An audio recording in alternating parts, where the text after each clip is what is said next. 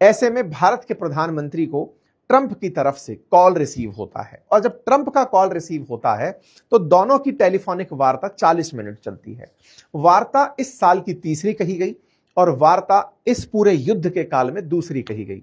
पिछले महीने यानी मार्च में भी बातचीत हुई थी, तब न्यूयॉर्क टाइम्स ने क्लेम किया था कि इनकी बातचीत में एलॉन मस्क भी प्रेजेंट थे, यानी कि विदेशी उद्योगपतियों का राष्ट्रपति और प्रधानमंत्री के कॉल के बीच में होना एक बड़ा ही अचंभित करने वाला कारक बना था। हालांकि भारत के द्वारा उस बात का खंडन किया गया था। फिर एक बार अभी ट्रंप का जब कॉल आया तो ये ऐसे समय पर कॉल था जिस समय भारत अमेरिका से ट्रेड डील की लंबे समय से चाहत में है। जो लंबे समय से ट्रेड डील होना पेंडिंग है वो हो सकती है। ये बात सरगई गोरके जो कि भारत में अमेरिकी एम्बेसडर हैं उनके ट्वीट से निकाली जा रही है। भारत के प्रधानमंत्री ने ट्रंप को अपनी तरफ से संदेश में ये कहते हुए कि भारत में आपके प्रति मतलब आपको लोग चाहते हैं, पसंद करते हैं, ये बात बोलते हुए उन्हें एक संदेश भेजा कि भारत भी कहीं ना कहीं इस युद्ध में चाहता है कि स्ट्रेट ऑफ हॉर्मुज निर्बाध रूप से चलता रहे। हालांकि भारत ने यह स्टैंड नहीं लिया कि वो ईरान को बोलेगा कि रास्ता खोल दे या आपको बोलता है कि रास्ता खोल दे, लेकिन हां, भारत ने कहीं ना कहीं अमेरिका को यह तो संदेश भेज ही दिया कि आप अगर रास्ता खुलवाते हैं तो ये सभी के हित में होगा। बातचीतें कुछ निकल कर आई। मेरे दोस्त राष्ट्रपति ट्रंप का फोन आया। सामान्यतया प्रधानमंत्री के संदेश में दोस्त शब्द का जब प्रयोग होता है तो समझा जाता है कि वार्ता अच्छी रही होगी, और जब वो राष्ट्रपति ट्रंप का फोन आया लिखते हैं तो माना जाता है कि बातचीत में कोई सार नहीं रहा। प्रधानमंत्री ने अपने दोस्त का नाम लिखकर लिखा, मेरे दोस्त ट्रंप का फोन था। हमने दोनों देशों के बीच अलग अलग क्षेत्रों में हुए काम और प्रगति पर बातचीत की। हमने ये भी कहा कि आगे चलकर भारत और अमेरिका के रिश्ते और मजबूत होंगे। प्रधानमंत्री ने we are committed to further strengthening our comprehensive global strategic partnership in all areas. We also discussed the situation in West Asia, stressed the importance of keeping the Strait of Hormuz open and secure। मतलब कि Bharat America से straight of Hormuz को open और secure करने के लिए देखता है कि वो कुछ ऐसा कर सकता है। सरगई गोर ने लिखा, ये बहुत ही पॉजिटिव और प्रोडक्टिव बातचीत थी, ट्यून रहिए, बने रहिए, और भी कुछ हो सकता है। ठीक है साहब, यानी कि संदेश था भारत और यूएस के बीच में कोई बड़ा समझौता होने की उम्मीदें की जा रही हैं। 20 दिन में 2 बार बातें होना निश्चित ही भारतीयों के अंदर एक सकारात्मकता का भाव लेकर आता है। इतने दिनों से जो ट्रेड डील अटकी हुई थी, हो सकता है वो ट्रेड डील फिर से लागू हो जाए।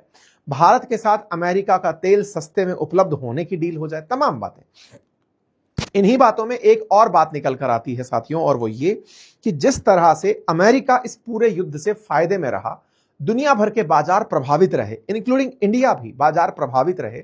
एक बात मार्केट के इन्वेस्टर्स ने ऑब्जर्व की कि भारतीय बाजार ट्रंप के फैसलों से प्रभावित होता है, अमेरिकी बाजार भी ट्रंप के फैसलों से प्रभावित होता है, लेकिन जब टैरिफ जैसी चीजें आती हैं तो अमेरिकी बाजार उनका फायदा उठाते हुए निकलते हैं। तो कुल मिलाकर के जब तेल का इंपोर्ट बाधित हो रहा हो और उस समय पर बाजारों पर असर पड़ रहा हो, तो इसके असर कहां कहां पर और देखे जा सकते हैं। तो इधर देखिए, भारत पर तेल का असर, चाइना पर तेल का असर, साउथ कोरिया पर तेल का असर, जापान पर तेल का असर, यानी कि बाजारों में तेल के असर से $100 $170 प्रति बैरल तक तेल की कीमतें पहुंचने की उम्मीदें फिलहाल लगाई जा रही हैं। कहा जा रहा है कि अगर यह मामला जारी रहा तो आने वाले समय में चीन, भारत, रूस, पाकिस्तान, ये सभी वो देश रहेंगे जिन्हें कहीं ना कहीं किसी ना किसी प्रकार से प्रभावित होने का असर पड़ेगा। आप ऐसे समझिए कि क्षेत्रों में लोकल रिपोर्ट्स का मानना है कि क्षेत्रीय जीडीपी जो है ना वो 0.3% से लेकर 0.8% तक गिर सकती है।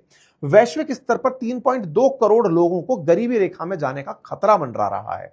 संयुक्त राष्ट्र विकास कार्यक्रम की रिपोर्ट के अनुसार 97 से लेकर 299 अरब डॉलर तक का नुकसान इस ब्लॉकेड से हो सकता है। ये इंटरनेशनल IMF की जो रिपोर्ट है, इस रिपोर्ट में ग्रोथ जो है ना विश्व की, उसे 3.1% 2026 में एक्सपेक्ट किया गया है, ये मानते हुए कि साहब इस समय पर जो ग्रोथ रेट है वो आप समझकर देखिए कि जहां 3.1% ग्रोथ को एक्सपेक्ट कर रहे हो, पिछली बार 2025 की ग्रोथ रेट के मुकाबले स्ट्रेट ऑफ हॉर्मुज के चलते वैश्विक अर्थव्यवस्था में कितना असर पड़ा है उसको यहां पर दिखाया गया है। 2025 में दुनिया 3.4% की दर से बढ़ी थी, 3.1% की दर से 2026 में बढ़ेगी, ऐसा IMF का मानना है। IMF का मानना है कि जो यूएस की ग्रोथ रेट है उस पर अगर आप सकारात्मक असर देखो तो वो 2.3% से बढ़ेगी, पिछले साल के मुकाबले ज्यादा। लेकिन चाइना की ग्रोथ रेट गिरकर 4.4% तक आएगी 5 से। वहीं यूरोप की ग्रोथ रेट घटेगी। मतलब इस पूरे युद्ध से अमेरिका की ग्रोथ रेट तो इंक्रीज हो रही है, लेकिन वर्ल्ड वाइड भारत की ग्रोथ रेट भी 7.6 से 6.5% आने की, ये आईएमएफ की रिपोर्ट को आप बहुत वैल्यू दे सकते हैं।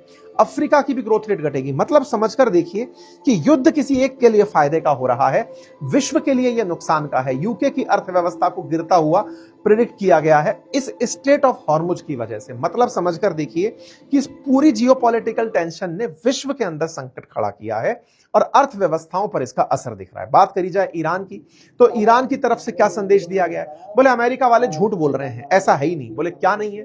बोले अमेरिका वाले जो ये कह रहे हैं ना कि साहब स्टेट ऑफ हॉर्मुज से कोई जहाज नहीं निकला, ये देखो खूब सारे जहाज पानी के तैर रहे हैं। तो आरटी की तरफ से ये खबर दी गई कि देखो साहब खूब सारे जहाज पानी के अंदर अभी भी हैं, और अभी तो हमने रेड बीज का हमला नहीं कराया है, हम हमला कराएंगे तब देखना क्या होगा। अब रेड बीज क्या है?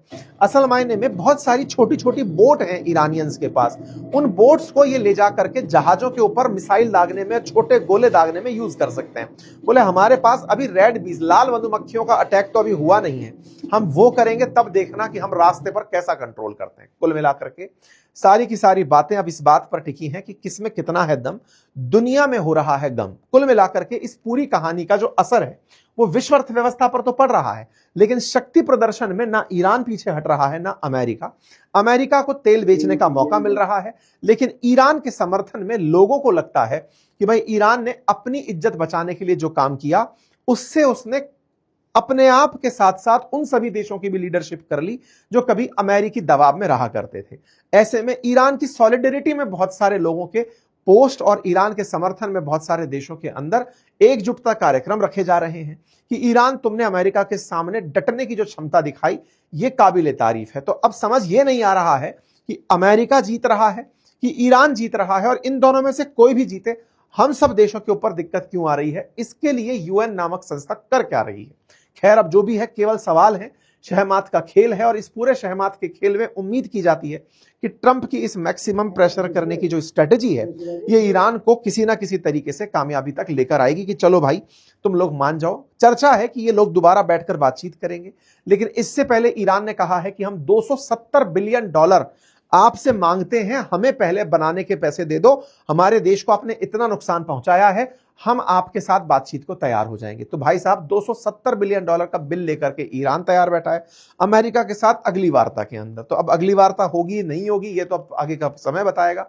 इस बीच में एक खेला और हुआ, लेबनान और इजराइल ये दोनों आपस में अमेरिका के अंदर मीटिंग कर लिए। अमेरिका की राजधानी वॉशिंगटन के अंदर बैठ करके ये अमेरिका के अंदर जो वहां के मार्को रूबियो हैं उन्होंने दोनों के एम्बेसडर्स को बुला करके बातचीत कार्यक्रम रखवा दिया। लेबनान के साथ बातचीत होती है साहब, और इस बातचीत में सार ये निकाला गया कि लेबनान और इजराइल तय करें कि हमले होने या नहीं होने। हिजबुल्ला कहा कि मैं इस बात को मानता ही नहीं हूं।